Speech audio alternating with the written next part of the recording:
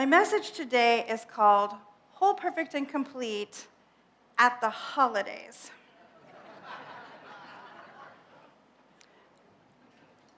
Now, the holidays are rocking and rolling, right? They are in the groove.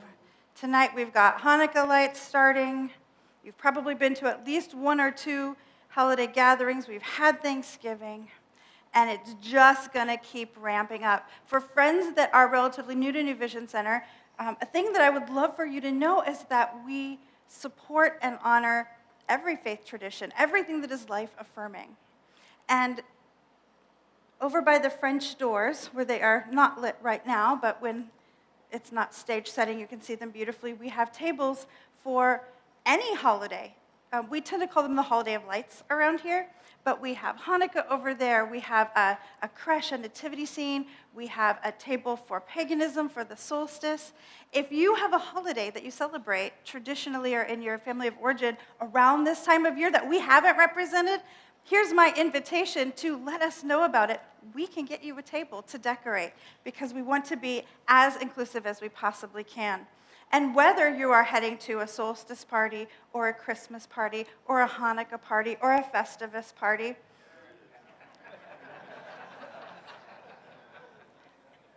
there's a decent chance you might encounter a trigger. You know, the Dalai Lama famously said many times, if you want to know if you are enlightened, go home. Talk to your parents, your siblings, that one brother-in-law, friends from high school. You know, they are sometimes really surprised that you are not the same person who, like Reverend Jeff, stole a Christmas tree and then stole it back, like returned it. But here's the thing with triggers. We're all going to take a nice deep breath. Triggers only get us because there's a part of us that are afraid it's true about us or that we're afraid of being that way. Oh, that one's rotten, isn't it? Because when somebody tells you the grass is purple and you go peek, and in fact no one has spray painted the grass purple, you don't get mad. You're just like, oh, perhaps that person has a strange case of colorblindness that I have not encountered yet. You don't think, is there something wrong with me that I don't know, that the grass isn't purple? Is this a deep failing on the part of my soul that I cannot understand grass the same way as this person? No, we don't, because we know it's inaccurate. We just know it's wrong. And usually we don't feel the need to get in the no, it's green, no, it's purple, no, it's green, no, it's purple. If you're still doing that, here's a piece of wisdom I invite you to carry forth. You do not have to attend every argument you're invited to. You just don't have to.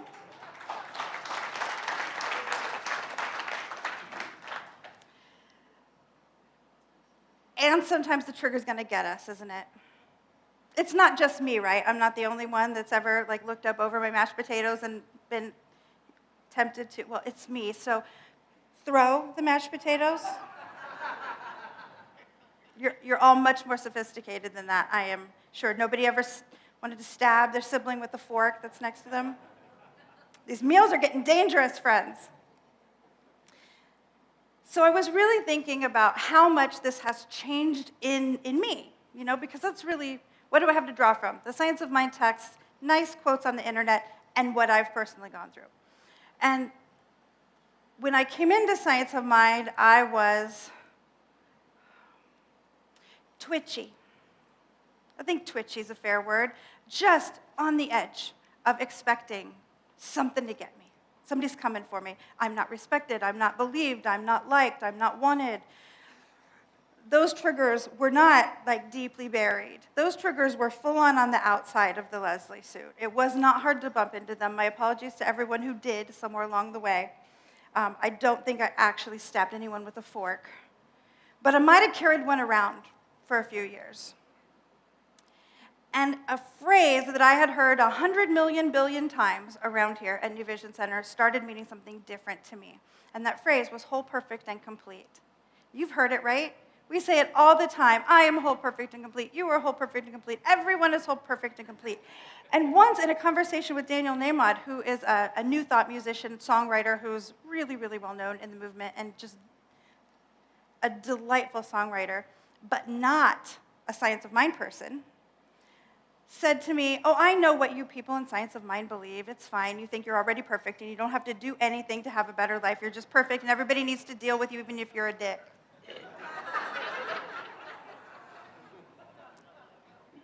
No, that is not what it means.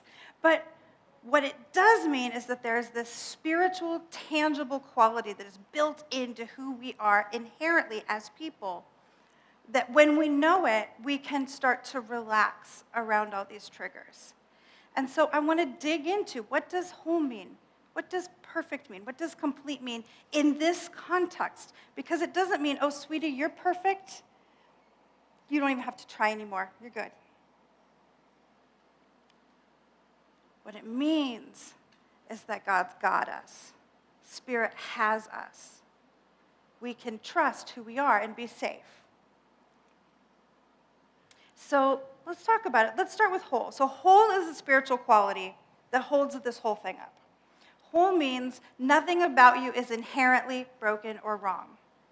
Nothing about you is inherently broken or wrong. Does this mean you cannot get a wrong answer on a math test? No. It means your brain is capable of learning how to work that problem.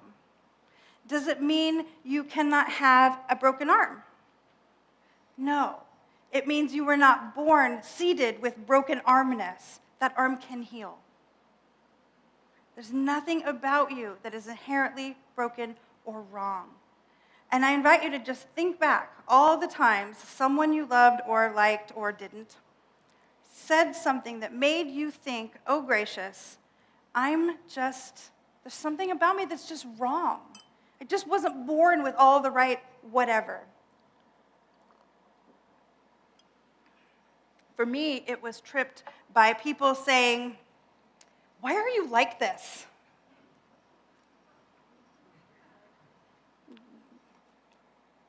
Why can't you ever this? Or why do you always that? What's wrong with you? What's wrong with you?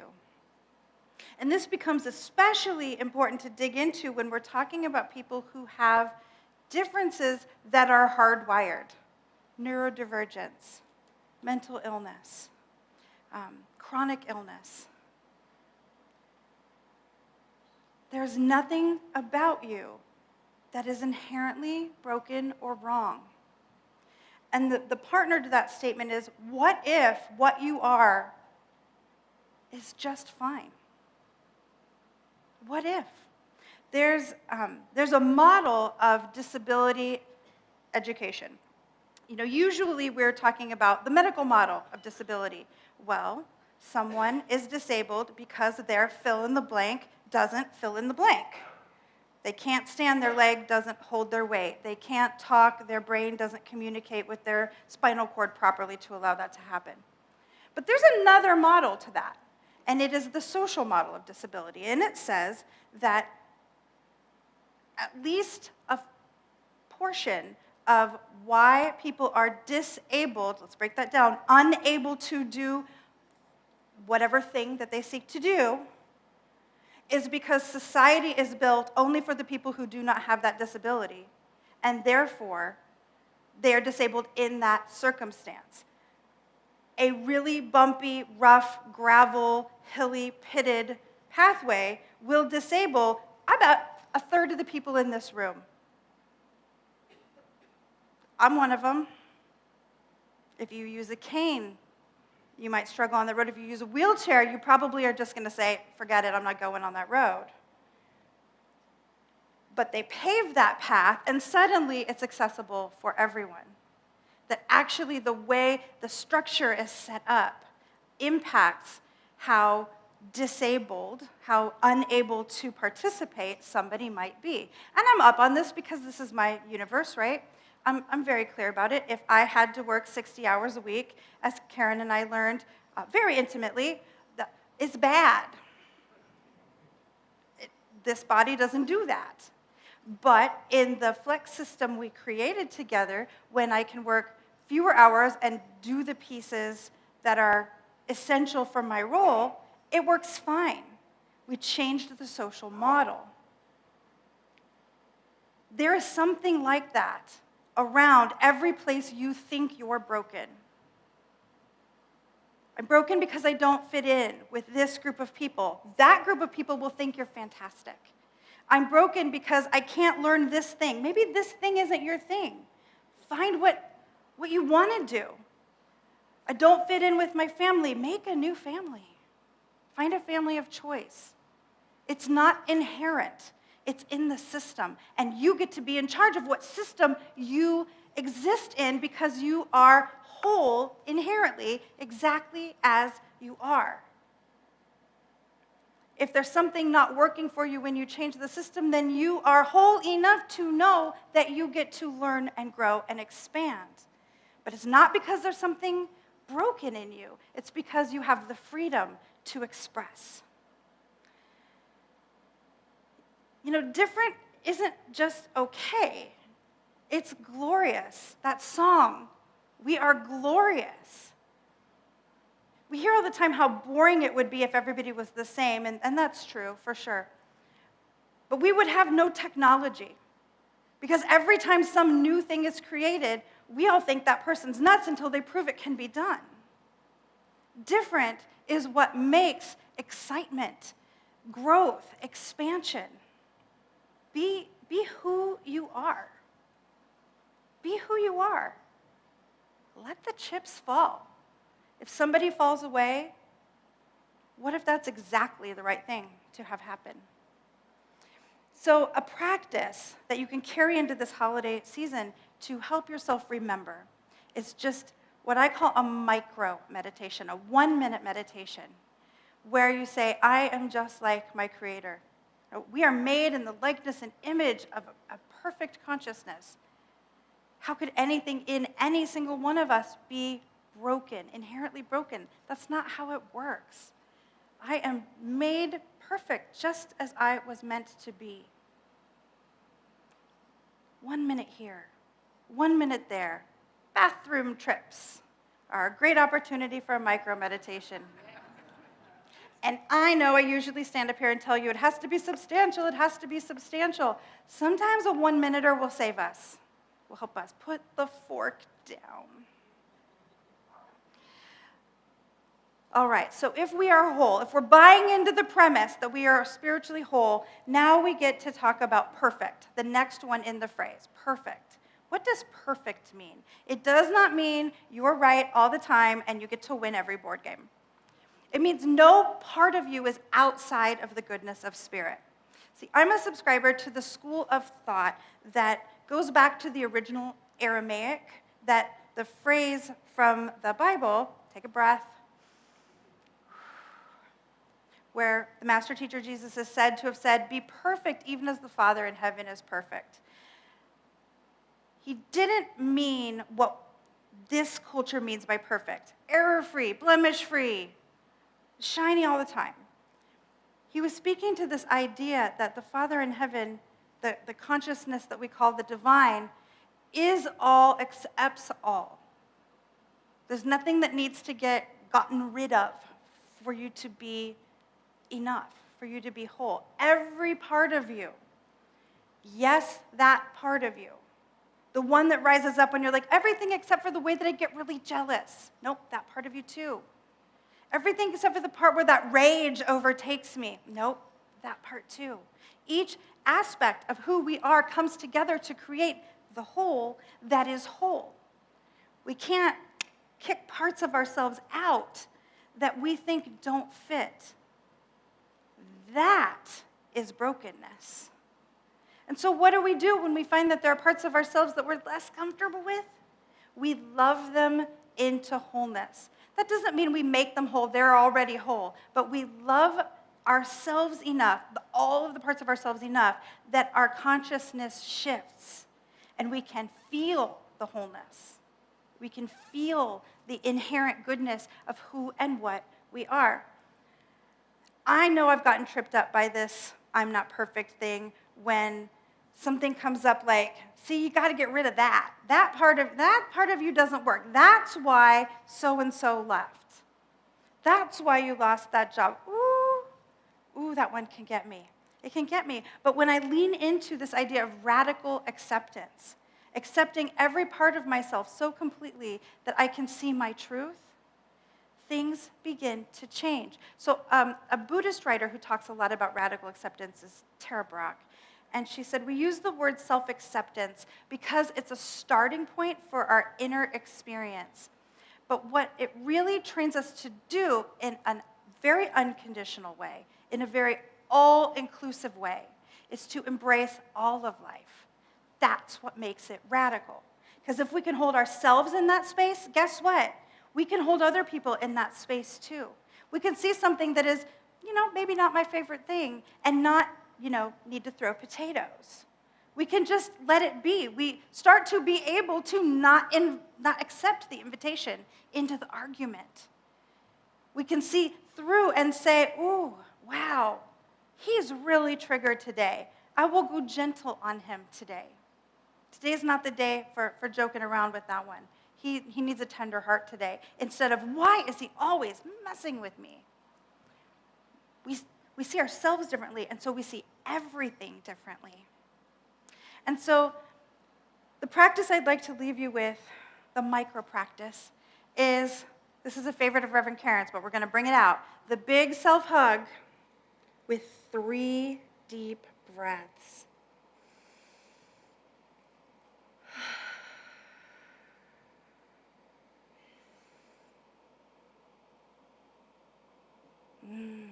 One more, nice and deep.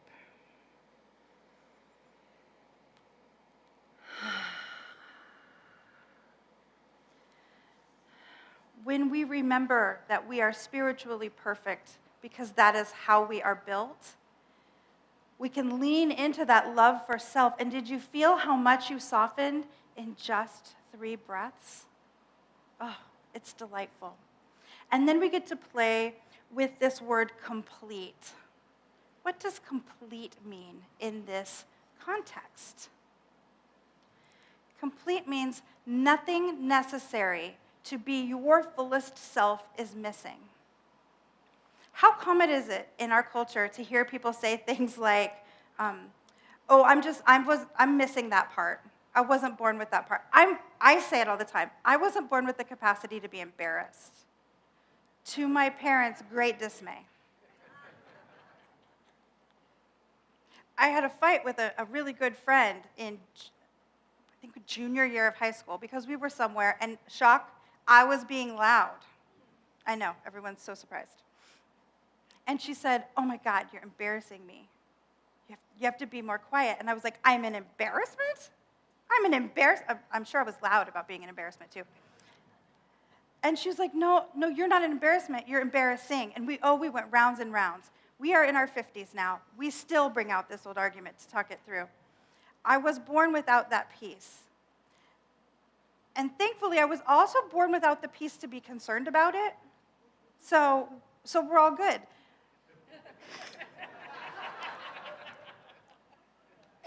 Yes, we are.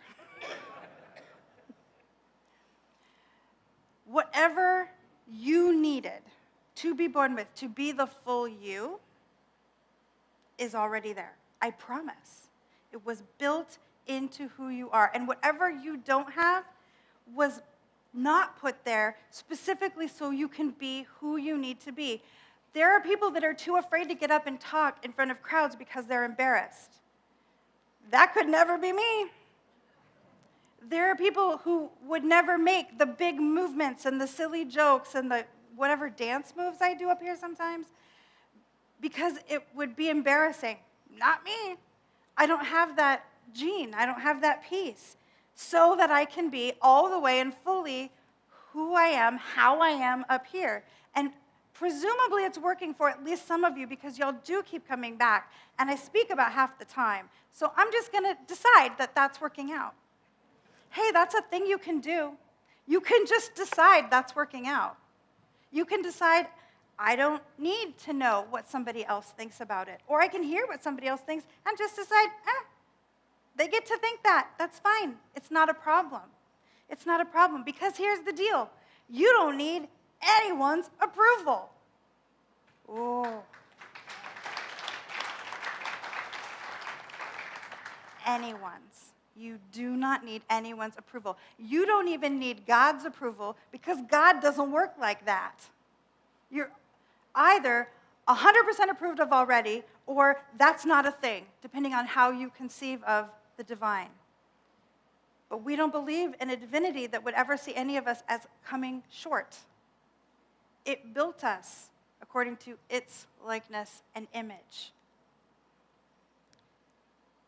Robert Kiyosaki is a business writer. I always think it's fun when we quote people that are from wildly different contexts. But he had this to say: you cannot be all things to all people. Be unique, be different. Give to others what you want yourself, and do what you are made to do. You know who comes to mind when I say that? Marty Stevens. That give to others what you want for yourself. She gives love of this community. She gives willingness to be a part. She gives joyful leadership. She gives deeply believing that every single one of us are sexy. If you don't feel sexy, go tell Marty that, and you will get a whole story on how sexy you absolutely are. I needed that. I needed that when I met Marty and was mid-divorce and a little messy. Let's be honest, a lot messy, and not feeling cute or wanted or wantable. And Marty was like, no, we're not having that. You're adorable. And I embodied it. But the truth is, I didn't really, on the big level, need Marty's approval either, though it was lovely. Thank you. Because you already are complete. Everything you need is right here, all of the time. And so I have a third practice to help you, these quick and dirties, as we move through this very full season. The affirmation: I am already enough. You know what you should do? I am already enough. You know how you should be? I am already enough. Just as I am, right here, right now, I am already enough. And so remember, through all of these parties and travel and busyness, God's got this. God, as you, have got this already and forever. You've got this. So here's your invitation. Begin these 3 practices. Take them to parties and family gatherings and airports. Take them through holiday traffic and busy stores and Amazon going blank and deleting your entire order. Oh. If you can ground into them enough, you may just find that radical acceptance that you're giving yourself is expanding to everyone around you. And that is the truth of the holiday season. And so it is.